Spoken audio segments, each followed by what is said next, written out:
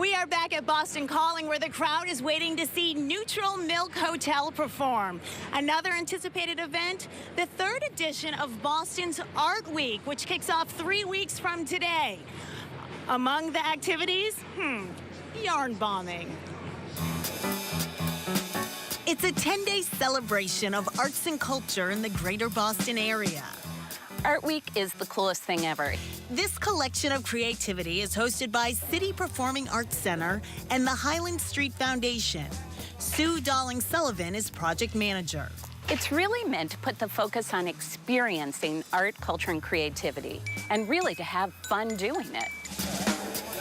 Participate in more than 70 unique events at costs ranging from free to $50. On September 30th, create a parklet here at 506 Park Drive in Boston. Parklets are innovative public spaces that are created in an effort to make streets more human-centered instead of just centered around cars. This, the first of Boston's 4 parklets, was designed and built by students at Boston Green Academy. Stanley Giddens. It actually came together and it gave us this. And Dwayne Rogers both worked on the project. I feel like you're helping the environment with building parklets. You're keeping cars off the streets. For every parklet that appears, 2 parking spaces disappear. Not exactly a happy outcome for city drivers.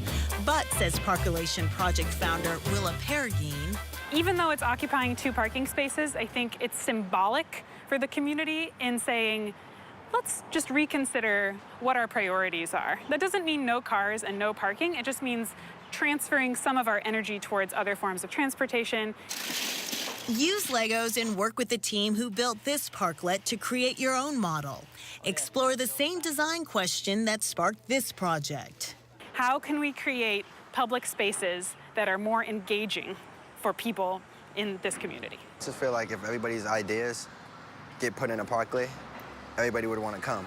So, like, I wanted bike racks, and, like, as you can see, we have bike racks over here now, and it's awesome. Chronicle's old friend Sidewalk Sam will host Out My Window, drawings and paintings by the artist. He invites the community to leave their artistic mark with him on October 2nd. Lots of people can join us and draw on the sidewalk. It's pure and innocent.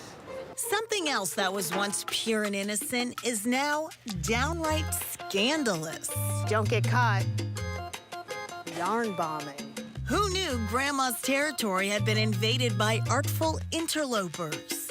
They call themselves yarn bombers. Just like street art graffiti with a spray can, but as a knitter, we use our yarn, and it's absolutely amazing. It's been around since 2005, and it started in Houston, Texas, and it's spreaded globally. Diane Ivy, owner of Lady Di Yarns, is a member of JP Yarn Bombers. She says when it comes to bombing, nothing's off limits. For me, I actually like to yarn bomb actual objects, like benches, bus stops, bicycles. I actually like to dangle things off of certain houses, certain cars. Nighttime is prime time for this creative mischief. No, I will tell you, this is not legal. It is actually illegal. It's just like anything that's in public spaces that, you know, you use a spray can and you put something up, and, you know, if you put something on someone else's property that you didn't get permission for, you can go to jail for it. But there is a different stigma when you do yarn graffiti to spray can graffiti. Intrigued?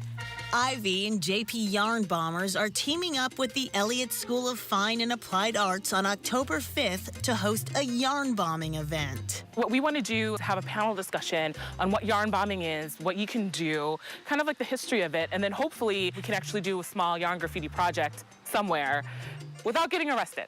I was up for the challenge.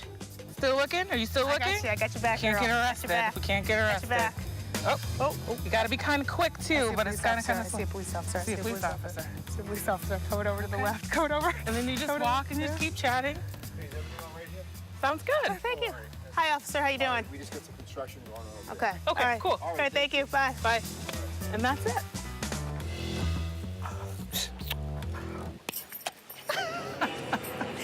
We had a good time, and just so you know, the police officer wasn't questioning us about yarn bombing. He was actually giving us a heads up that some construction was going to be taking place nearby, and he didn't want it to interfere with our audio. Thank you very much.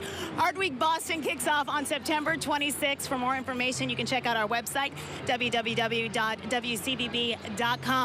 Up next, words of encouragement that David Muir never forgot.